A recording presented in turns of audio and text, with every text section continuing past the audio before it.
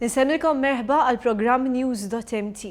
Fuq il-portal tagħna one.com.mt li tant qed kompli ssir popolari magħkom illi isseguna kienu kliem ta' tifħir illi kellu bniedem qrib ħafna ta' Simon Busuttil rigward il-qasam tas-saħħa f'pajjiżna u l-avvanzi illi qegħdin isiru. Qegħdin nitkellmu hawn dwar il-professur Albert Fenek. Ser insegwu dak illi qal u l-aħħar żviluppi f'dan il-qasam li jfisser dinjità u ħajja aħjar għall-poplu Malti Wawċi.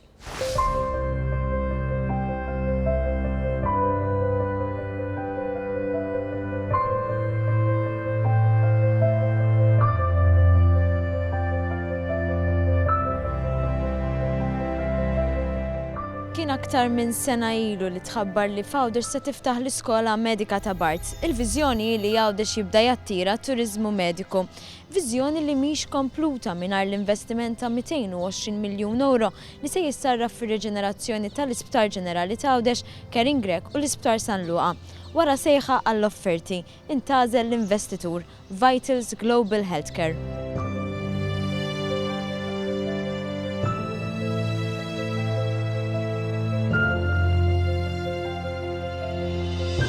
Il-Vitals Global Healthcare se jkun responsabbli mill-bidla li se jaraw 3 sptarijiet li għal snin twal nataw il-ġemp għad-detriment tal-pazjenti.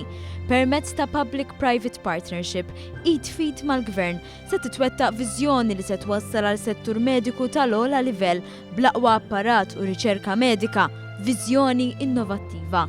Hekk sejħilha d-direttur ta' Vitals Global Healthcare Ram Tumuluri. For us, the vision always have been to create the better facilities and lead the quality of care through innovation. We want to bring the best of what healthcare has to offer, not just in Malta, throughout the world. We truly believe that we have the great talented employees within Malta. What they need is support in terms of better facilities, in terms of a better structure, in terms of the training and development. Kif se nilħqu din il-viżjoni ambizzjuża? Il-Vitals Global Healthcare involviet entitajiet internazzjonali li se jsaħħu dak li diġà tħarġu fih professjonisti fil-qasam mediku. That's what we have partnered with Partners Healthcare International to bring the know-how and the knowledge. Partners have been operating since 1800s. And they're one of the best healthcare systems in US. And they are very keen working closely with VGH, delivering the quality of care that Maltese and Gozetans will be able to receive through VGH. Biex kif spjega l-Ministru għas-Saħħa Chris Fearn, is-settur mediku f'pajjiżna jitla fix-xenarju internazzjonali. Aħna parti il-Vitals Global Healthcare, parti il-VGH, qegħdin ukoll nipparternjaw f'dan is-servizz ma' dak li jgħidulhom il-Partners Healthcare International li jmexxu l-isptarijiet ta' Harvard, jiġifieri Massachusetts General u Brigham and Women's Hospital kif ukoll Spalding Hospital ġewwa Boston, li huma meqjusin li huma l-aqwa sptarijiet fl-Amerika. Ġifieri aħna rridu nollu l-livell tal-isptarijiet tagħna għal dak li huwa l-aqwa fl-Amerika. U dan nkun nistgħu nagħmluh permezz tal-partnership li għandna anka ma' Harvard u ma' PHI li jfisser li jkunu nistgħu nieħdu klassifikazzjoni jgħidulha JCI classification illi tagħmilna fost l-aqwa sptarijiet tad-dinja. Vitals Global Healthcare għandha viżjoni ċara li se toħloq 1000 impjieg ġdid. Mhux biss, se tinvesti f'ċentri b'kunċetti ġodda bħal ċentru ta' simulazzjoni li se jattira professjonisti barranin l-ewwel wieħed tax-xorta tiegħu. Sistema tal-IT tal-ogħla livell fejn saħansitra professjonisti jistgħu jieħdu pariri mingħand speċjalisti barranin online u ċentru dedikat kompletament għar-riabilitazzjoni. Dwar iċ-ċentru ta' riabilitazzjoni, il-kap eżekuttiv tal-Isptar Kering Grek Stephen Zammit iħares lejh b'entużjażmu. Flimkien mal-Vitals, ovvjament se nagħmlu minn kollox biex dan l-iżvilupp li għaddejjin fih illum fid-dinja moderna ta' riabilitazzjoni jiġi wkoll applikat fiċ-ċentru tagħna fejn ikollna l-aqwa equipment li hemm bżonn fil-pajjiż u l-input u evidence-based research li napplikaw għall-pazjenti tagħna. L-investitur il-Vitals Global Healthcare qed jinvolvi għadd ta' professjonisti Maltin biex jgħinuh iwettaq il-viżjoni tiegħu. Fost dawn hemm il-kardjologu l-Professur Albert Fenek. Il-Professur Albert Fenek kien pilastru importanti biex f'pajjiżna jkollna dipartiment ta' kardjoloġija b'saħħtu. u hekk se jagħmel din id-darba li jkun ta' sem ewlieni fit-twettiq ta' viżjoni. Issa se jkun asbar dedikat kemm għal-Maltin, kemm għal-barranin. Infatti, diġa hemm kuntratti ma' insurance companies l-Amerika u Kanadiżi li huma interessati ħafna jibgħatu il-pazjenti tagħhom ma' Malta x'bħalissa kull sena hemm 100,000 pazjent qed itiru fuq Malta sejjer lejn l-Indja għal trattament. Issa, jekk persentaġġ minn dawk jiġu għal Malta fejn Malta kulturalment u soċjalment huwa eqreb l-Amerikani u l-Kanadiżi, naħseb hemmhekk għandna futur tajjeb. Hemm reazzjonijiet pożittivi għal proġett fl-istess waqt li għandek oppożizzjoni li rat kif għamlet biex tfixkel. Il-professur Albert Fenek li rriżenja mill-Grupp Parlamentari Nazzjonalista biex ikun jista' jikkontribwixxi fis-settur tas-saħħa stqar ma' News.mt li l-iktar ħaġa li dejqitu minn mindu tħabbar l-investiment kienu x-xnijat u stejjer ivvintati. Ix-xnejja l-istejjer inventati l-affarijiet li n-nies jestrapolaw u jimmaġinaw. Din hija xi ħaġa għalhekk importanti. Issa il-kumpanija tista' titkellem mal-press, s'issa ma setax għax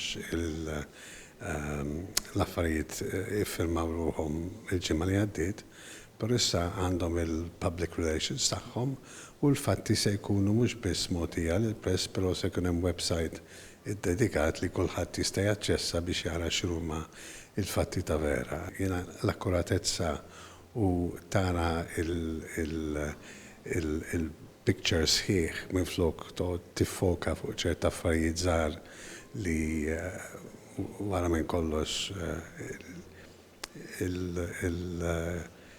il-broad picture li hija l-iktar ħaġa importanti. Innovazzjoni u bir-raġun l-investiment se jwassal għal dipartiment dedikat kollu kemmu għas-saħħa tal-mara. Kif se jkun differenti dan id-dipartiment? Dwar dan spjega d-direttur tad-dipartiment innifsu l-professur Mark Brinkat. L-idea li jkun dipartiment li jkun iktar faċli biex konna ħafna servizzi ngħidulhom aħna outpatients, sija dak għandu x'jaqsam ma' tqala, ma' antenatal pregnancy, u sija ma' kura, u sija m'għandu x'jaqsam ma' reproductive health ngħidu, jiġifieri dak għandu x'jaqsam ma' endokrinoloġija tan-nisa, ma' aħna nieħdu l-ħarsien ta' il-funzjoni li mara jkollha tfal, nieħdu ħsieb l-infertilità, ma anke ħsieb dak li huma affarijiet endokrinoloġiċi li se jmorru ħażin. U s-saħħa tal-mara in ġenerali.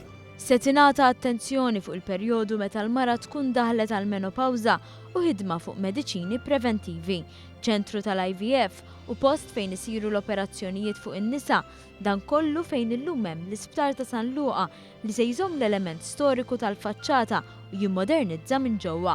Mill-Isptar ta' San Luqa għal-bidla li se jara l-Isptar Ġenerali ta' Għawdex li għal snin twal l-Amministrazzjoni Nazzjonalista tagħtu l-ġemp. L-Isptar Ġenerali ta' Għawdex se jkun qed jilħaq l-istess livell u anke iktar tas-servizz offrut fl-Isptar Mater Dei. Jekk qabel professjonisti Għawċin kienu jfittxu karriera f'Malta, issa se jkollhom opportunitajiet ferm akbar. Il-kap eżekuttiv tal-Isptar Ġenerali ta' Għawdex, Nadine Delikata, irrimarkat kif ix-xogħol li sar fi 3 snin ġabu bidla, iżda bl-investiment il-bidla se tkun akbar. Hija relazzjoni pożittiva ħafna, nixtieq inħeġġeġ lill-impjegati kollha biex jaħtfu kull opportunità se jkollhom budget ta' training u żvilupp personali qawwi, jiġifieri l-opportunitajiet qegħdin hemm jalla kulħadd jieħodhom.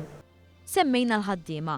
Id-direttur ta' Vitals Global Healthcare Ramtu Muluri iggarantixxa li l-impjieg ta' kull ħaddiem huwa garantit. Our commitment from day one with the Government of Malta and the employees is 100% retention, meaning all the employees will remain as government employees and will keep their jobs. Not just keeping their jobs, but also we will honor their collective agreements, the existing contracts that they have, and also the rosters and the schedules that they have.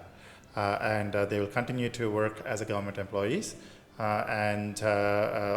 will honor their union relationships, and unions will continue to negotiate with government and will honor whatever they agree to. Fil-jiem li ġejjin se naraw il-bidu ta' twettiq ta' din il-viżjoni, hemm enerġija biex il-bidla drastika li se jara s-settur tas-saħħa titwettaq. Niqaf naħdem bita nkun sitt taħt l-art.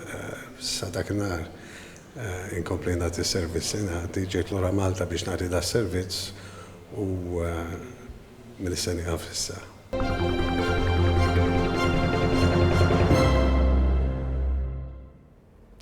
Fil-waqt li għadna tista' tgħid kemm wellidna l-proġett one.com.mt u tant sejrin tajjeb, tant qed ikollna feedback pożittiv min-naħa tagħkom.